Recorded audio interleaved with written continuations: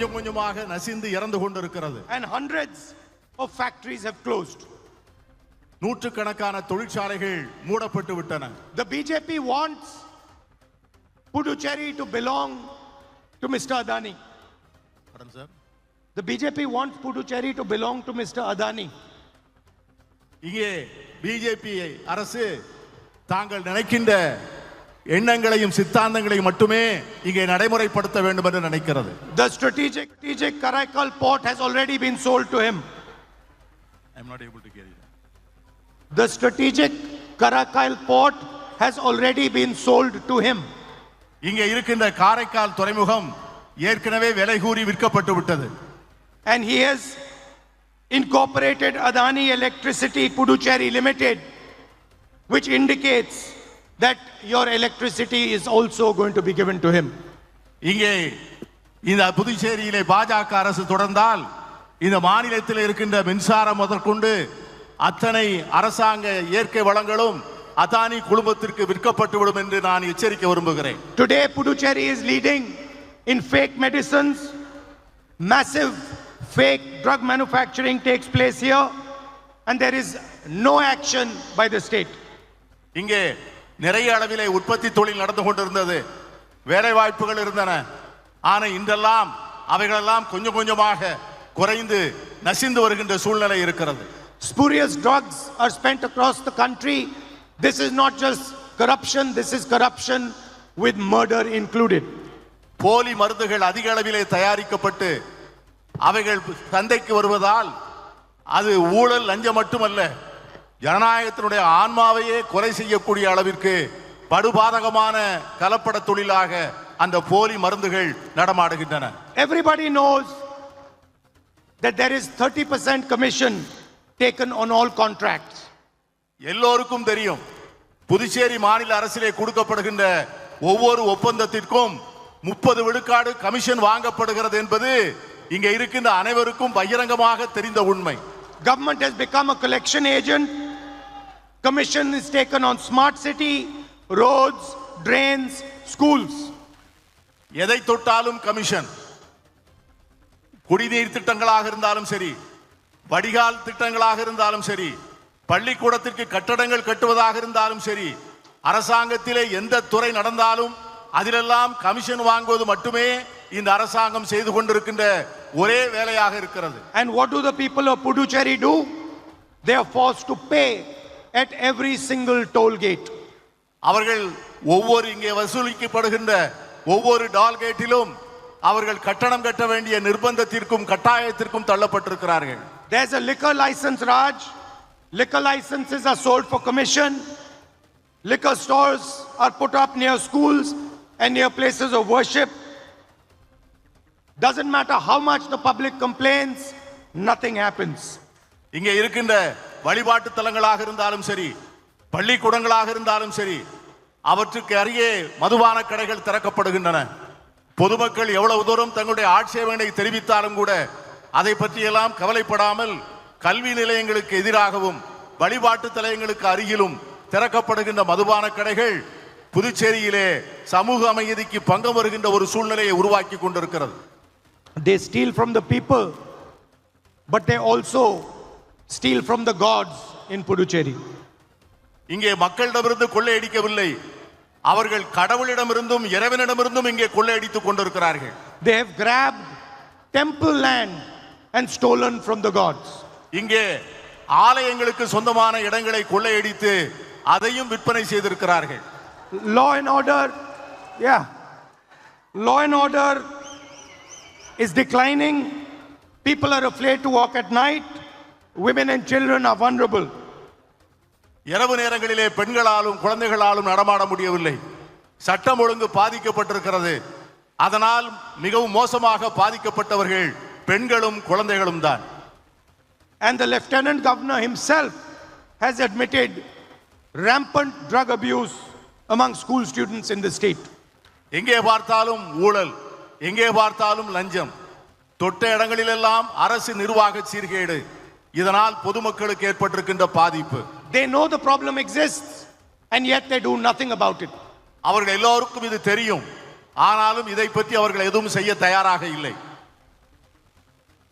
What is the Congress alliance government going to do for Puducherry? Puducherry மாநிலத்திலே காங்கிரஸ் ஆட்சிக்கு வந்தால் என்ன செய்ய காத்திருக்கிறது என்று உங்களுக்கு சொல்ல விரும்புகிறேன். We are going to give 2,000 rupees monthly support to the unemployed youngsters. Puducherry மாநிலத்திலே இருக்கின்ற வேலை இல்லாமல் இருக்கின்ற ஒவ்வொரு இளைஞருக்கும் மாசம் 2000 ரூபாய் வழங்கப்படும் என்கிற உறுதியை நான் தருகிறேன். And we are going to create 30,000 new jobs in private and public sector. ஆட்சிக்கு வந்தவுடனே அரசாங்கத்திலும் தனியார் துறையிலும் 30,000 வேலை வாய்ப்புகள் உருவாக்கப்படும் என்கிற உறுதியை நான் உங்களுக்கு தெரிவித்துக் கொள்கிறேன். I can see many women sitting in the crowd. I am proud to tell you that you are going to travel for free in Puducherry's buses. நான் உங்களுக்கு மகிழ்ச்சியான ஒரு செய்தியை சொல்கிறேன். காங்கிரஸ் கட்சி ஆட்சியிலே பதவிக்கு வந்தவுடனே இங்கே இருக்கின்றவர்கள் இலவசமாக பேருந்துகளிலே பயணம் செய்யக்கூடிய நல்ல வாய்ப்பை பெறுவீர்கள் என்பதையும் தெரிவித்துக் We கொள்கிறேன். are going to relax entry into government jobs till the age of 40. வேலை வாய்ப்புக்கு அரசு வேலை வாய்ப்புக்கான வயது வரம்பு 40 வயதாக உயர்த்தப்படும் என்கிற மகிழ்ச்சியான செய்தியை தெரிவித்துக் கொள்கிறேன். Every single family in Puducherry is going to have healthcare insurance of 20 lakh rupees available to them. Puducherry மாநிலத்தில் உள்ள ஒவ்வொரு குடும்பமும் ஒரு ஆண்டுக்கு 20 லட்சம் ரூபாய்க்கு மருத்துவ காப்பீட்டு வசதியை பெறும் என்கிற உறுதியை நான் தெரிவித்துக் கொள்கிறேன். Whenever you fall sick, no matter what, you need a surgery, heart disease, cancer, whatever you need, 20 lakh rupees will be available to you as insurance.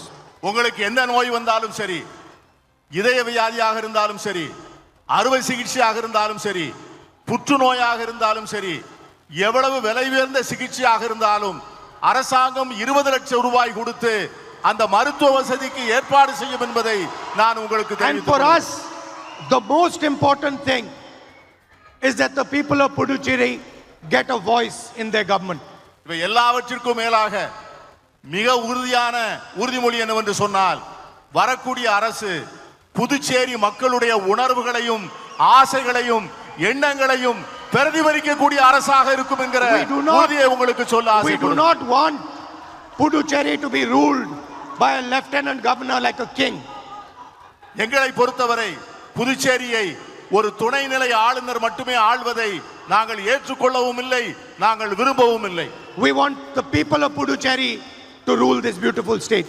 எங்களை பொறுத்தவரை புதுச்சேரியை புதுச்சேரியின் மண்ணின் மைந்தர்களே ஆள வேண்டும் என்பதுதான் எங்களுடைய நிலைப்பாடு.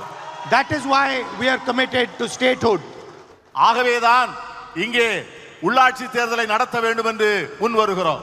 And we are going to hold local body elections within 6 months of coming to power in Puducherry. வருகின்ற காங்கிரஸ் ஆட்சி பதவியேற்ற 6 மாதங்களுக்குள் புதுச்சேரி மாநிலத்திலே உள்ளாட்சி தேர்தல் நடத்தப்படும் என்கிற மகிழ்ச்சியான செய்தியை உங்களுக்கு நான் தெரிவிக்கிறேன். So the next generation of leaders can arise in this beautiful state. Pardon, sir?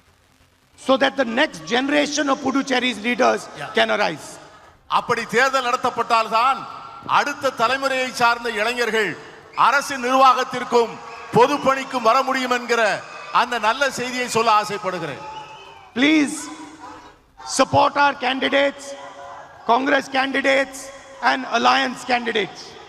உங்கள் எல்லோரையும் அன்போடும் பணிவோடும் கேட்டுக்கொள்வேன்.